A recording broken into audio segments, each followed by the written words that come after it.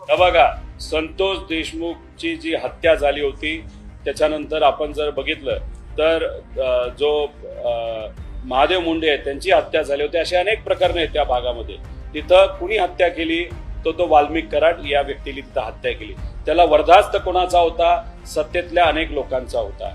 आणि जेव्हा सरकारला हे कळलं आणि आम्ही सर्वांनी तिथं असणाऱ्या सामान्य लोकांनी ही मागणी केली की धनंजय मुंडेचा एकदम खासम खास हा वाल्मिक कराड आहे आणि म्हणून त्यांना पदावर राहण्याचा कुठेही अधिकार नाही, तर पदाचा वापर करून कुठं ना कुठंतरी त्याच्यामध्ये वाल्मिक कराडला वाचवण्याचा प्रयत्न तिथं केला जाईल. तिथली जनभावना आहे, लोकांनी तो विषय हातामध्ये घेतला आणि मग सरकारला तिथं ऍक्शन घ्यावी लागली. त्यामुळे लोकांचं म्हणणं आहे की याच्या मागे कुणी ना कुणीतरी अजून मोठं हे लपलेलं आहे.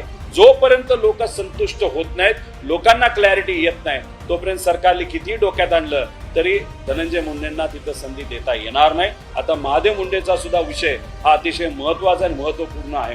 त्यामुळे याच्यामध्ये या गरीब लोकांना जोपर्यंत न्याय मिळत नाही, या परिवाराला न्याय मिळत नाही, तोपर्यंत धनंजय मुंडेंना संधी दिली जाईल असं मला तरी वाटत नाही. आमचं उलट मागणी अशी आहे की ज्या लोकांचा भ्रष्टाचार आम्ही पुढे आणलेला आहे आणि पदाचा गैरवापर करून स्पॉन्सरशिप घेणारे जे लोक आहेत अशा लोकांवर सुद्धा ही कारवाई झाली पाहिजे आणि त्यांना सुद्धा त्या पदावर राहण्याचा कुठेही अधिकार नाही असं आमच्या सगळ्यांचं मत आहे.